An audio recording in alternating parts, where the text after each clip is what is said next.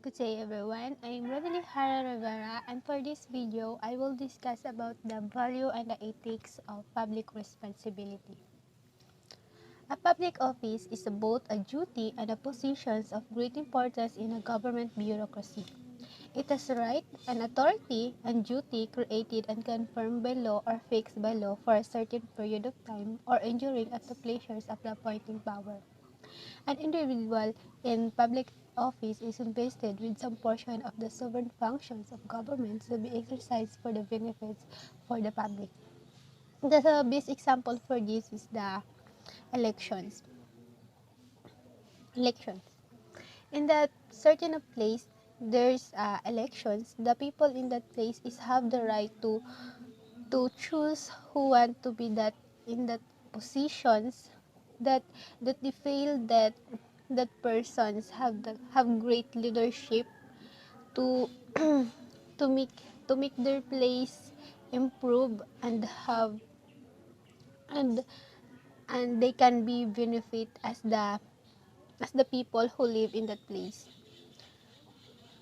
Every individuals that work under the governments have different functions, different work in the government so that the government can function well and can they achieve or they can be achieve their objectives.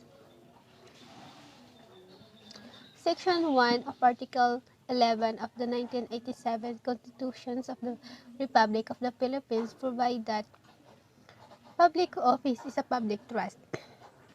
Public officers and employees must at all times be accountable to the people, serve them with utmost responsibility, integrity, and loyalty and efficiency, act with patriotism and justice, and live modest life. It's very clear that a public office is a public trust. Public officers and the employees must be serve the people with their responsibility, integrity, and loyalty. They should give the public their best work so that they can see that the public officer they choose is right in that position. Since trust is an obligation imposed on an individual with confidence and authority, it must be performed with the highest degree of dedication, integrity, and excellence. In a democratic country like the Philippines, the authority of public officers is derived from the consent of the government, the people. Public officers are vested with power and authority to command, to perform of their subordinates, and to commit the resources of their organization in the highest interest of the people. So that public officers should work with each other so that their power and authority to command the performance of their other subordinates is is better, and their work is can be seen to the public so that their the resources that make is for is is is in the better highest interest of the people in the public. The citizens' demands for public service has enlarged the responsibility of public officials. They are required to provide a better quality of life for the people. In assuming public responsibility, they are mainly governed by the values and ethics of public administration and by their individual morality. Added to this is their perceptions of the social reality and surround them. The matter goes deeper if one considers the influence of the rules of conduct recognized with respect to a particular class of human actions in professional organization, such as the legal ethics for lawyers or the medical ethics for medical practitioners. So since the citizen demands for the public service, so the public service must be do their work, their task, so that the public can benefit more and can more in their projects, their programs, because they work for the public. So that so that they must so that they must do their work so that the public cannot demand more better public service. Values and ethics are essentially personalistic, but they also guide and influence human behavior in an organization. They are expected to be interrelated with each other, not conflicting. So values and ethics are, are our personalistic. They also guide us and influence our human behavior in the organizations. The values and ethics must be interrelated with each other. It's not conflicting. They should walk in the same path, not in the separate way. Personal values are developed as the individual responds to social realities, while ethics operate as he attempts to do his tasks within the social norms for a work group or society. Personal values are developed to respond to the social realities. Like for examples, when you're in a mass gat- mass gathering or mass gathering or the family reunions, there are different people, even though certain people is your family or first cousin, third cousin, but you didn't know you didn't know each other because they're from they're from another places. So you need to so you need to de- develop your personal values so that you can enjoy with them, talk to them. Yan. In the other words, you can bonding with them. While ethics operates as he attempts to do his tasks within the social norms for a work group or society. The responsibility of every public officer is clearly defined in his job description. The function of his organization are shown in its charter. He encounters certain difficulties in making certain moral choices applicable to his situation. He must consider the context of the social milieu in making his decision. Hence, personal values may come to grips with public ethics. It's very clear that the responsibility of public officer is in his job descriptions to serve the people with their task or work, so that the public cannot demand more public service. The following subject will be treated in this chapter: the values and public administrations, administrative ethics, codes of ethics of public responsibility. First, we tackled about the values and public administration. Values and public administrations. In improving public service, values become important factor. They are the belief of central importance to which an approbations or a moral or sentimental worth is attached. They can both barriers to develop and prime factor in facilitating developments. In improving public service, the values become important factors because the values is the belief of the central importance to which an approbation or a moral or sentimental worth is attached. It's very clear. According to Conrad M. Arensburn and Arthur Nefon II, member of a social group force wants other to confront or considers extend to these values by rewarding those who follow them and imposing penalties on those who ignore them. Value tend to be conservations, that is, cultural changes in value will be restricted longer than those in technology or economics.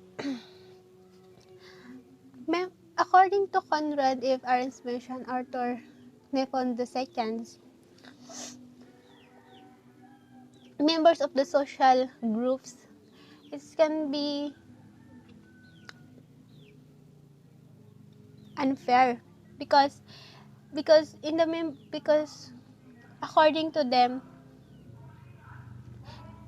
according to them, members of social groups force is rewarding to those follow them and imposing penalties to those who ignore them. You can say that it's so unfair. What values can be conservative?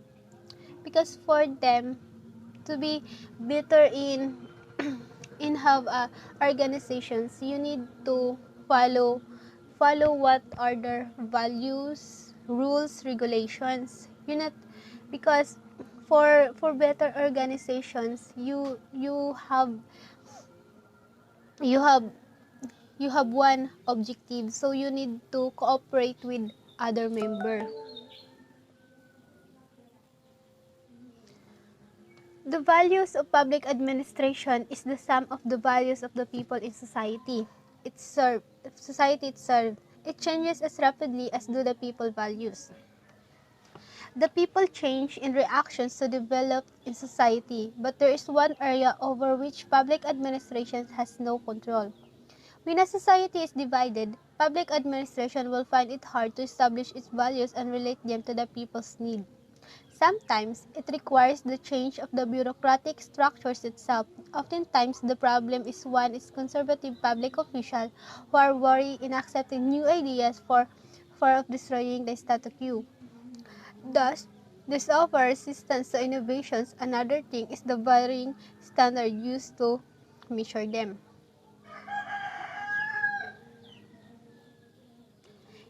The success of public administration, however, lies not in being twisted to clear of the political mainstream, but in serving as the bridge between the government and the people.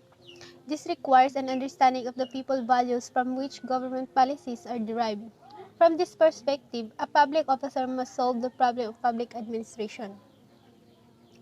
So, the success of public administrations cannot be steered clear of the political mainstream because because public administration serve between the governments and the people.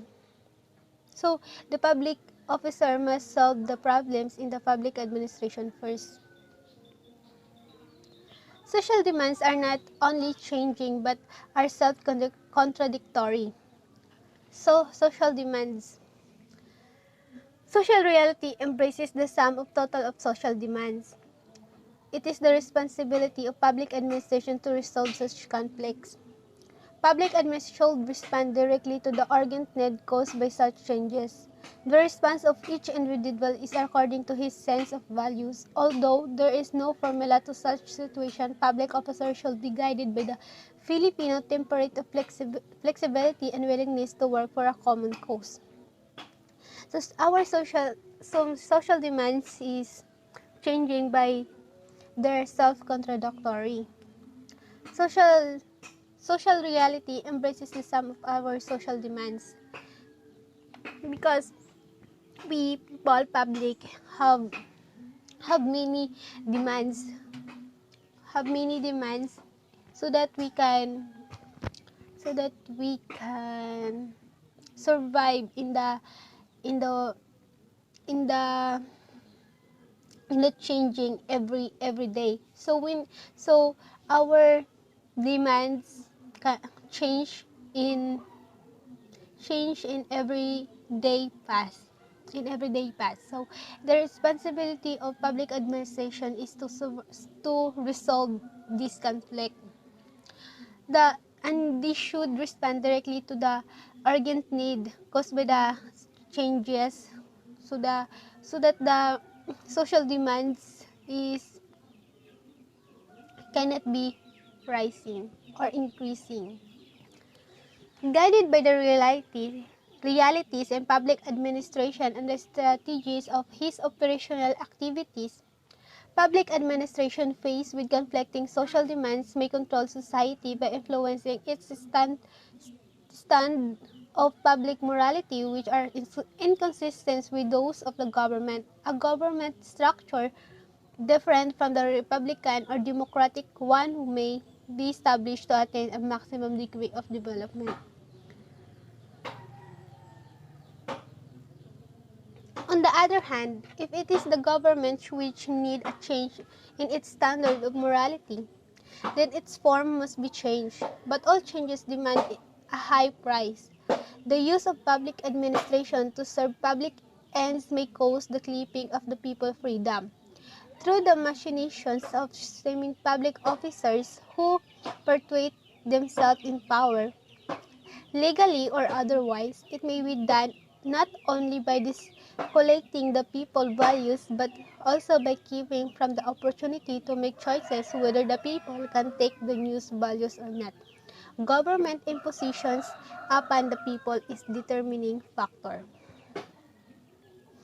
The technique of changing cultural values and the shaping of public opinion help public officials rise above the conventions that limit their freedom to think critically and to act ethically.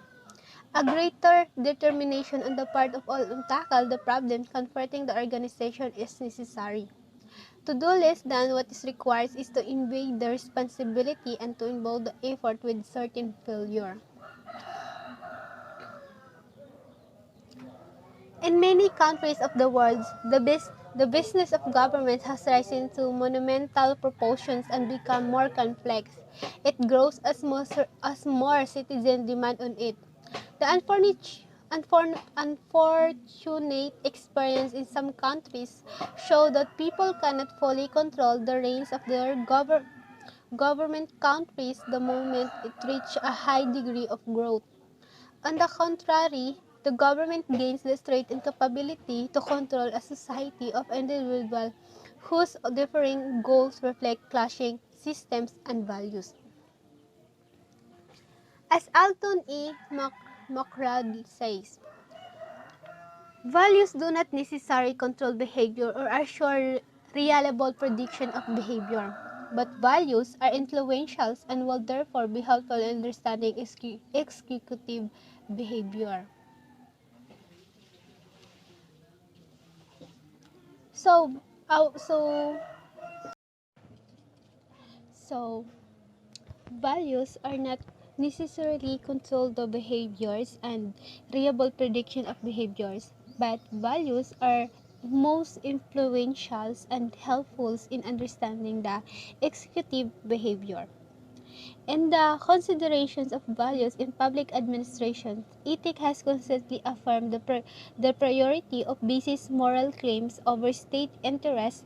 These are called human rights. The degree by which the preserve indicates the state of protection of public interest. So, in general, it the values of public administration is to work in the public service, is to work for the common good. The traditional values of the public service are the honesty, impartiality, and integrity, are about serving this common good. Standards of probity are high and must be maintained. These values must be the basis for the official actions of civil servants. Public administrators must conduct themselves in a manner that show the public that they are trustworthy.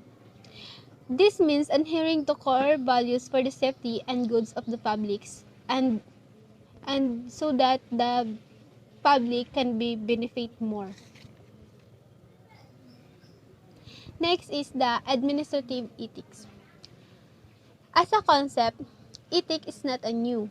As a study of human conduct, ethics embraces the whole activity of man. Ethics is a way of life, and it is also society view of what constitutes appropriate behavior by its public officials. It also sets the norms of conduct for public servants. It's so clearly in the definition. Politically, the people bear the responsibility for conduct of public administration. They determine the standards of integrity in public life and lay the bedrock of a healthy political environment in society. But there can never be perfections in government operations. The people do not expect their public officials to make a perfect performance, but at least to live up to their oath to serve the best interests of the country. So it means that there's no perfect. Even in the peoples, there's no perfect in the government. And in terms of the governments, the the public, the public, the the government is not also perfect also, but the public expect for the better serve of the public officials, even though it's not a perfect, but at least they can say that they can see the public that their their work is worthy enough to trust by the public. In the formulation of organization, objectives, and strategies, the public official who make decisions for the government hold tremendous power. Decision making at the helm has the most impact on government performance. The decision reflects standards of public conduct. With the bureaucrats controlling the government machinery, some government institutions soften or harden their administrative policies depending on their understanding of how to implement them. Others, faced with imminent enforcement of policies not personally favored, resorts to dilatory tactics to postpone actions. As O. Glenn Style says, problem of ethical conduct arise for the government officials by virtue of the powers and influence, the command and commitments he undertakes of loyal and disinterested service to the public. In a democracy, authority is derived from the consent of the government. Public administrations, therefore, must serve the public in a manner that strengthens the integrity and processes of the democratic society. This fundamental principle has at least three implications for performance in the government position, especially as we move up the hierarchy to those of the greatest responsibility. It means that all the people must be served equally and impartially. That must be achieved with fully respect for the reliance and responsive institutions, and the last is the internal administrations in public agencies must be consistent with these modes of behaviors. It's very clear in the fundamental principles that all people must be served equally and impartially. There, impartially, equally. There's no favored. Even though she have the better financial status, but the but they're all people, so the governments must serve equally and impartially. There's no favored.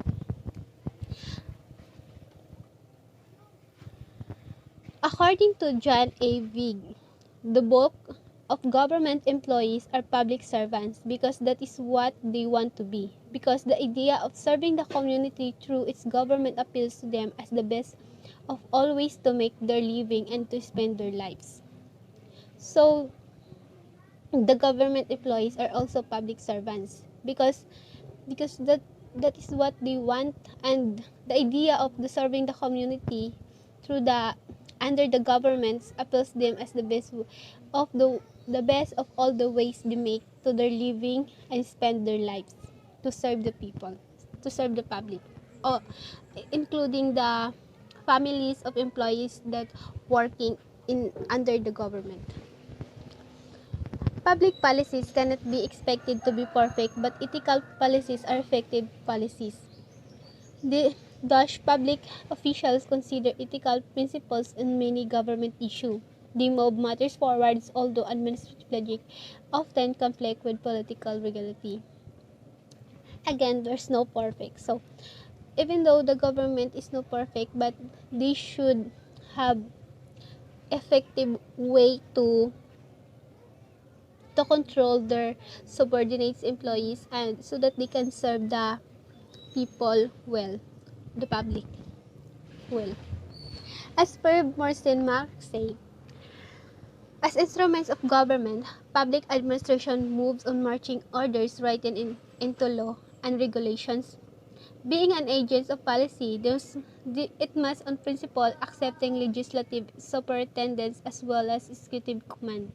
It's not free to exercise a veto powers in the name of greater expertise. This principle is easy stated, but it raises many subtle points of administrative ethics. Government agencies are prone to develop a stake in their programs. That is not bad in itself because administrators will on the whole render better service when they have faith in their mission. But it is also true that their wholehearted identification with the task assigned them may collide with their obligation to bow to directions even when such direction reflects changes of policy that trip into established program. In a situation of this kind, the deeper loyalty of service must trump over secondary loyalties to cherished ends and means. Administration as an agent has no moral rights to plot against its legislative principle. However, but the principle may seem to be in error. So the government is an instrument. Public administrations moves and marching orders written into law and regulations.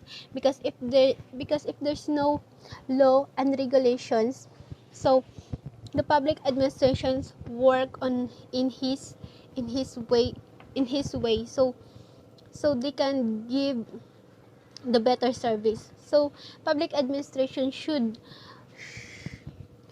work according to the law and regulation in the right that that the government.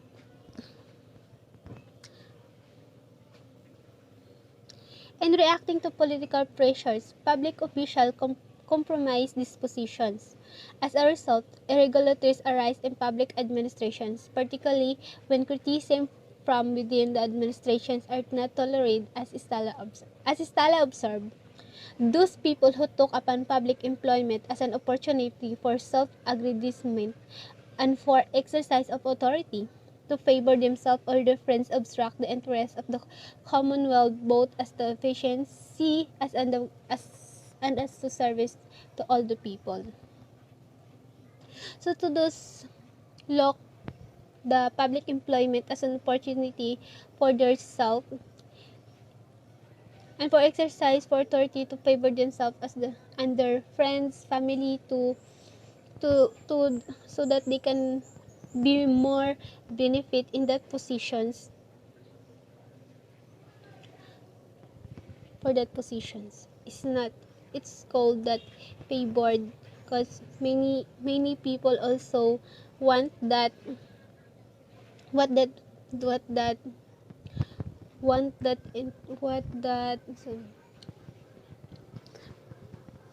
want that what that opportunity so that they can also give their family better life, but as a public employment they must be served the people, the public, not only their self and the family friends that but the whole public, that because he or she work under the government. In any political issue, public support is indispensable. If the people do not involve themselves in the government affairs, some public official will use the position for personal gain. Although the people's vigilance should prevent corruption in public office, this could not be maintained all the time and in all places. Hence, the institution of administrative ethics, the Panacea Code, and it's still causing a considerable concern among public officials who believe that it is administrator privilege to preach the good life and to lead it. This spawns ethical problems to complicated and readily resolved. So, in the political have so much issue, and what of that is the corruptions. Some public officials use their position for their personal interests. They they use their position so that they can gain more money, so that their wealth can increasing, and that is corruption. Even though the people's vigilance vigilance and shout that the corruption should be prevent in the public office because public office is a public trust. So it's a public trust. even though it can even though corruptions we cannot stop, but prevention is better than cure. Administrative ethics is important in public administrations. It serves as guide in doing public function which the law has not contemplated. Ethics is not only legality, it goes beyond legality. It helps public officials see more clearly the possibilities of human activity within the limits of political necessity. It enables them to prove their control of their own department and themselves as individuals. Although the skills and other qualifications determine the ability of the people to find and maintain employment, restrictive personal policies result in lower morale in public service. And owing to lack of employment opportunities in this national economy, government personnel are forced to keep their posts despite these disappointments with the administration of their agencies. Apropos to this, administrative ethics should not be undervalued considering that public officials themselves contribute to the creations of the sort of organizations climate there is. Public officials are said to be essential virtues.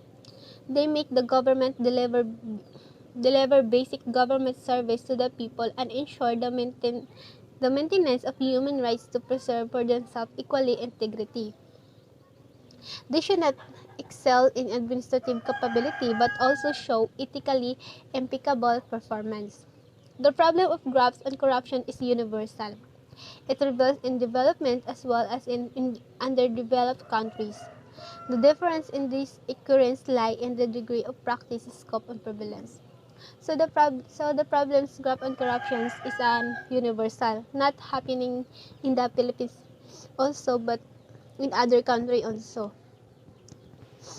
So that it can result to be the countries is underdeveloped.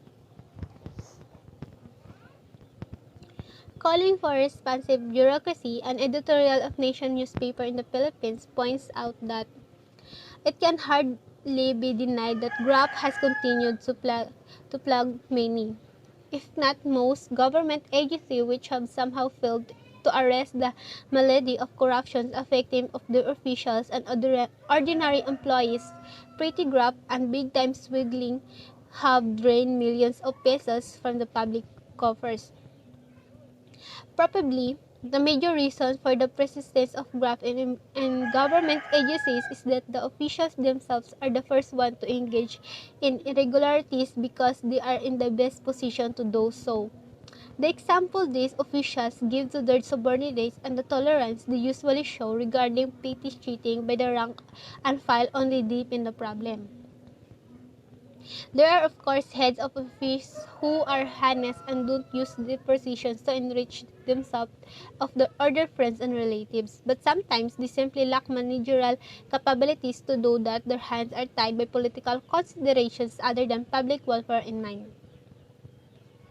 So the editorial of national newspaper in the Philippines points out that the grafts and corruptions is can't denied. Most of the government officials is use their positions to enrich their self, their family and relatives. But many also in the that officer in the government is not use their their position to enrich, but they serve the people with all hearts, honesty and integrity. That's the true officials. And that's the officials we need so that the public can gain more and so that the countries can develop.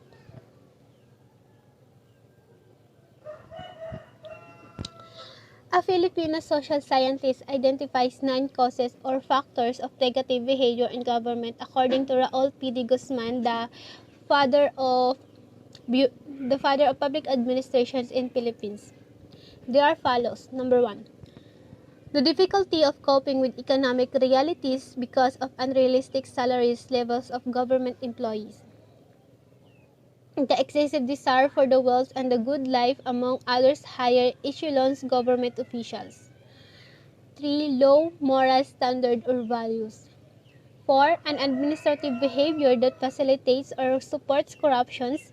Administrative processes in governments are most often so complicated and cumbersome that the general public find it difficult and time-consuming to transact business with government according to prescribed procedure. 5. Related to the preceding factors, strong corrupting influence of clientele, government officials become corrupt as some people in their desires to obtain favors or preferential treatment for some government officials attempt to corruption them. 6. Bad examples set by the leadership. If the leadership is corrupt, chances are not a few lower officials would also be corrupt. 7. The kinship system. Government officials favor their relations and social norms and values dictate that they given into the wishes of their relatives against public interest. 8. The cumbersome system of justice. The complex systems of justice discourages the prosecutions of graft and corruptions. And the last is the unenforceable and obsolete laws. There are obsolete laws which provides the opportunities for corruptions, and that are the 9 causes or factors of negative behavior in governments according to the father of public administration in the Philippines, which is Raul P. D. Guzman.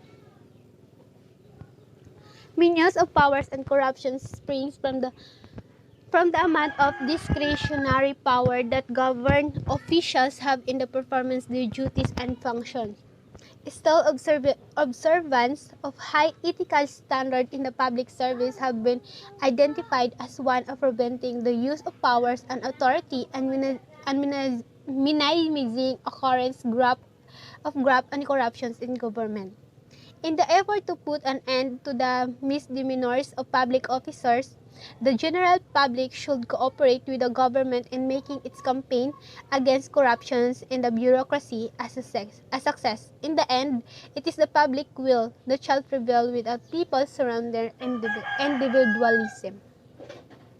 So the public officers should help the general public to cooperate with the governments in making the campaign to stop the corruption in the bureaucracy so that our government is can work and can obtain their goal to serve the people well. A public official is torn between his need to belong and by the necessity of justifying his actions. Good intentions are not enough. They should be practiced and enforced. Reality always wins. Reality keeps on changing to the problem of measuring administrative ethics. This can be no doubt, however, that the government service dispensed to the public will gradually improve. Moreover, the incidence of grafts in governments can certainly be reduced. Administrative ethics should improve civil service and reduce graft. Code of the Ethics of Public Service. Ethics in public service is an important administrative issue for which a guiding code is a must. A code of ethics is a self-regulation manual among professionals. Public administration has no universal norms, but each government prescribes a code of ethical conduct for its officers and employees. So this is the guiding code.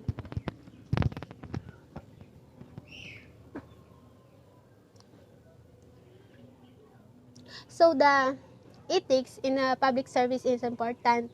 So which the guiding code is a must. A code that the employees of the government is the one who will know or who will know what is the meaning of that code so that they can understand each other. As John Avett observes, for most public servants, the taking of an oath of loyalty merely formalizes a resolution. already made. It amounts to an outer expression of an inner dedication, the legal aspect of a code of ethics by which the public employee is guided in all his official acts and by which he expects all his fellow workers to proceed. So the codes of ethics is by which the employees is guided to what or his or to what to his acts in his or her co-workers. So so that his officials so so that his officials expect him to follow that codes.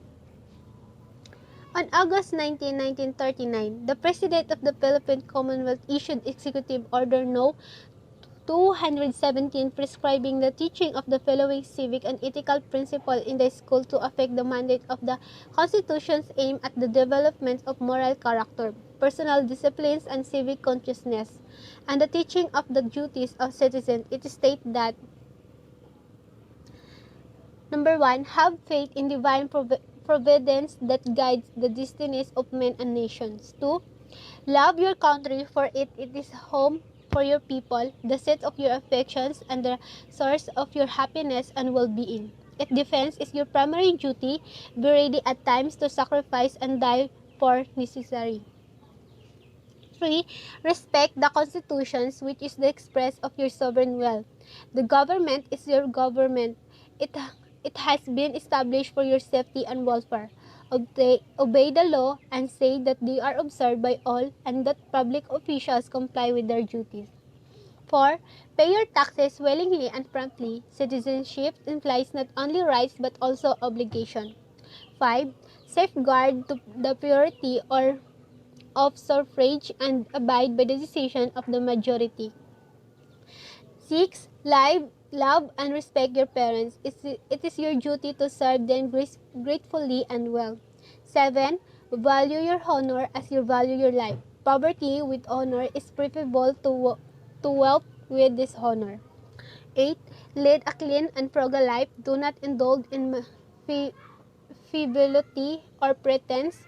Be simple in your dress and modest in your behavior. 9. Live up the noble tradition of our people. Venerate the memory of the heroes. Their lives point the way, duty and honor, like Jose Rizal and Andres Bonifacio, who serve in our public, and that so that our nations can now is a democratic country. 10. Be industrious. Be not afraid or ashamed to do manual labor. Productive toil is conducive to economic security and adds to the wealth of the nation. 11. Rely on your efforts for your progress and happiness. Be not easy discouraged. Persevere in the pursuit of your legitimate ambition. 12. Do not work cheerfully. Truly and well. Work badly done is worse than work undone. Do not live for tomorrow what you can do today. 13. Contribute to the welfare of your community and promote social justice. You do not live for yourself and your families alone. You are part of society to which you owe definite responsibilities. 14. Cultivate the habit of using goods made in the Philippines. Patronize the products and trades of your countrymen. Use and develop our natural resources and contribute them for posterity. They are an inalienable heritage for its people. Do not traffic with your citizenship. So that are the 15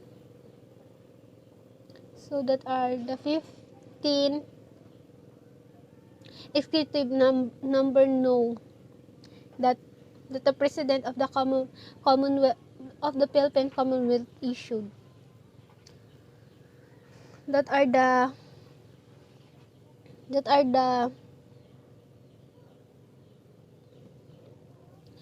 everyone personal discipline.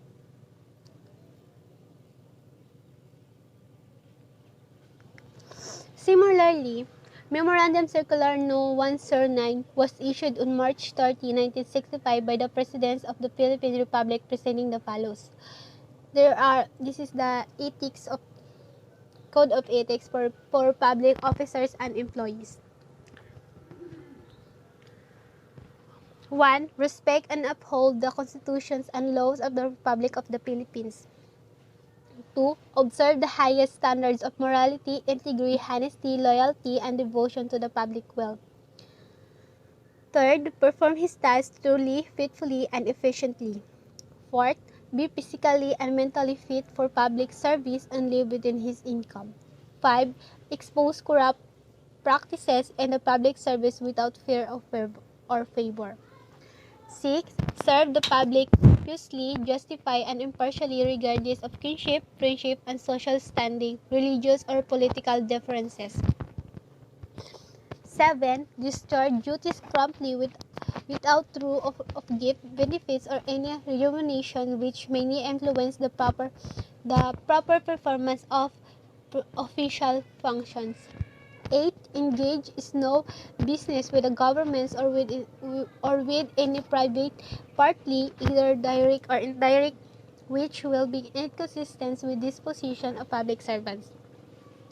9. Divulge no confidential information coming to him by the nature of his office or duties. 10. Uphold, respect, and observe this principle, ever conscious that public office is a public trust which he should neither violate nor should be allowed suspicion to raise that such trust has been abused or betrayed. So this is the 10 codes of ethics for public officers and employees that work under the government that was issued by the President of the Philippines Republic. In addition, forthgoing, other government constitutions developed their own. Thus, on the inauguration of the Fourth Republic of the Philippines on June 30, 1981, all city officials and employees of the city government of Manila took the following oath of allegiance in the strictest ethical terms to the new republic. This is the pledge to the new republic. I am the new Filipino, born under a new republic, the symbol of Filipino unity, brotherhood, and love. As a new Filipino, I pledge allegiance to the new republic and all that it stands for. I pledge to help government authorities establish a just and orderly society where all are treated equally. I pledge to defend the constitutions under which the new republic is born. I pledge to perform my duties under the new republic with the highest degree of responsibility, integrity, loyalty, and efficiently. And lastly, I pledge my life to God and to my country. This is the pledge to the new republic. Moreover, professionals in the governments are equally bound by the ethical code of their respective professions. So all the professionals that work under the governments have bound equally by the ethical code of the respective profession. Summary. A public office is an important duty or position in a government organization. The demand of the people for more and better government service has remedially enlarged the public responsibility of public officials. Values and ethics are essential personal matter that guide and influence human behaviors in an organization. It is essential to the general public that government affairs be administered properly. To improve and achieve results in its administration, values become important factors to be considered. The values of public administrations are the totality and the values of the people. As a concept, ethics is not new. As a science of human behavior, it embraces the life of the people themselves from the creation of life. Ethics, therefore, is not only a code of human behavior but also a way of life. Administrative ethics is important in public administrations. It serves as guide in the performance of public responsibilities in the absence of a law to govern them. Ethics is not only a question of law, also a moral values. A code of ethics is a self-regulation tool among professionals. As a profession, public administration has no universally accepted ethical standard or a code of ethics. However, each government prescribes a code of ethics conduct which government officers and employees follow. Professionals connected with the governments are also governed by the codes of ethics of their respective profession. So that's the summary of the ethics and values of public responsibility. This is the reference, guys. That's all. I hope you learned something today from me. That's goodbye, guys. Have a nice day.